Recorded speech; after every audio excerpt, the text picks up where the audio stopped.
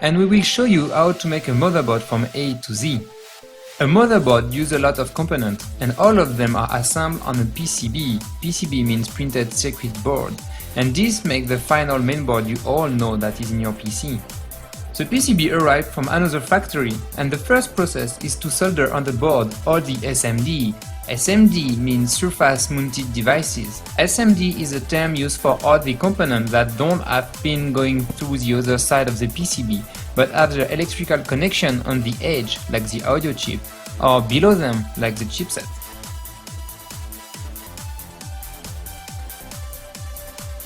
Every part of the PCB that will be in electrical contact with the component gets a special soldering pass.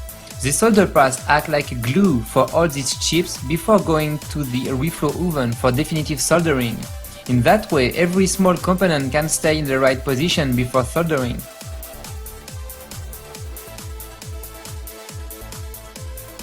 As you can see, solder pass is applied to only the PCB space where you will have a component.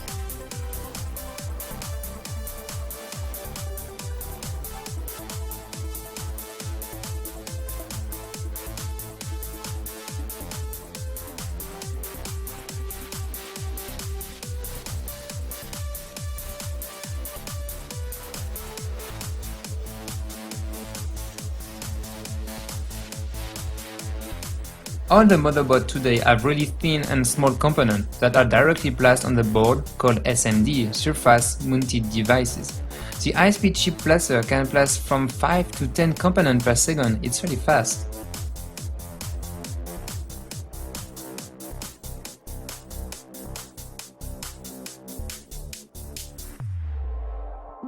Most of the components mounted in this machine are around 1 mm wide and must be very precisely disposed on the PCB. Today, motherboards have components on both sides. The first side that goes to the factory process is the back.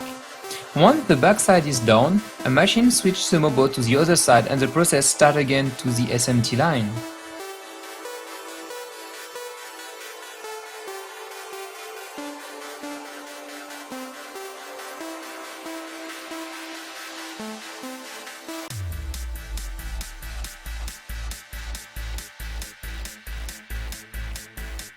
After all the small components, it's time to put on the motherboard the chipset and the chip that will make your board working, as well as the CPU socket.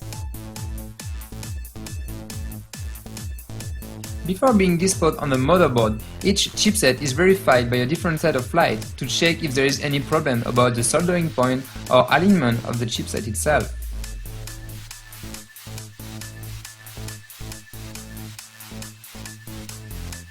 You can see all the chips like audio, SATA and USB 3. They are disposed on the board directly by this machine, as well as the CPU socket. As example, all the chips bigger than your finger is placed by this machine. At this time, your motherboard has SMDs on the board and can go to the reflow oven for soldering. The soldering pads melt by high temperature and stick to the component and the PCB. The temperature goes up to 245 degrees Celsius by different levels. At this point, electrical connection and mechanical connection are made. Your mainboard now have all the small resistors as well as the chipset and the socket. It's time for the visual inspection. This inspection avoids any misplacement or missing parts.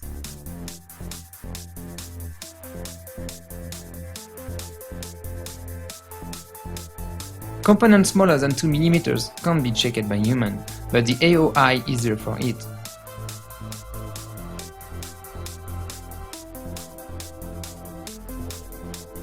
The automated optical inspection machine is checking if there is any missing or misplaced component.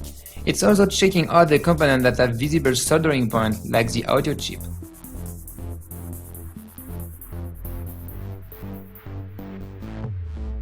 And finally, the ICT Integrated Chip Tester can verify if every chip that have soldering point below them, like the chipset, are well connected. It does test if the chipset is well soldered electrically to the board, but not if the chipset is working itself. There is a dedicated floor for the new verification, especially for server components. Some boards are tested by X-ray to verify the quality of the soldering. This inspection is high-quality service that allow very high-end and server board to be checked for more in-depth analysis. Once this last testing is made, it's time to go to the DIP Dual Inline package.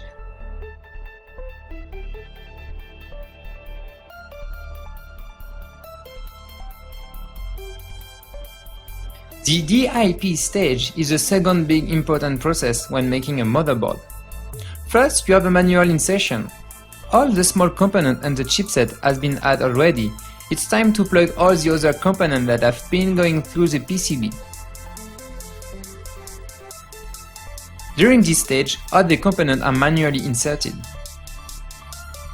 You can see a long chain of employees inserting the in-out connectors, power plug, PCI Express, RAM slot and other the chokes and the solid capacitors around the CPU socket.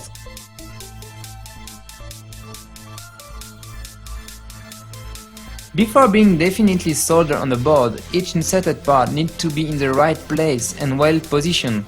This is the goal of the inspection before the wave soldering.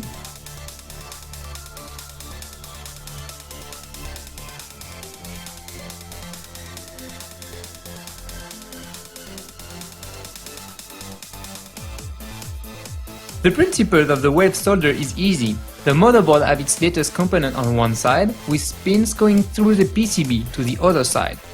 The wave solder comes and touches the back of the PCB and pins with soldering iron melting, and that way components are soldered to the board.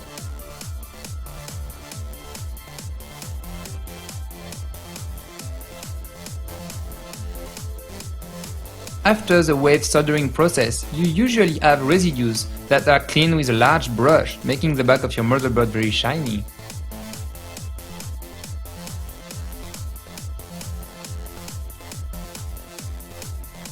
Another inspection is made with some adjustment with solder iron if needed.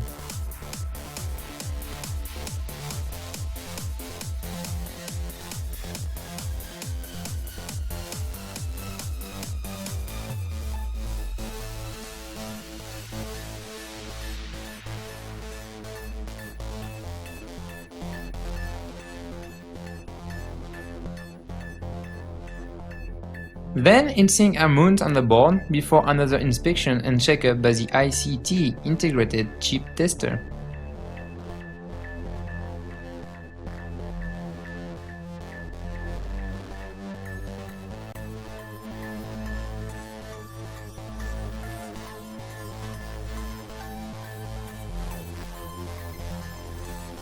Your board is now fully functional, but the biggest quality control still needs to be done.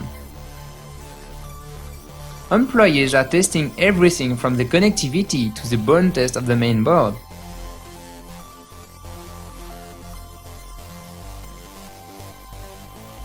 The function box allows easy switch on switch off of the component as well as the peripheral for the testing purpose.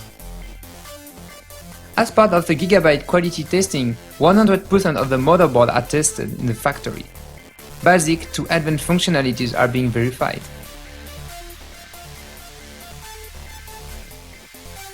Once the board passed all the testing and quality analysis, the board is referenced and sent to the next process.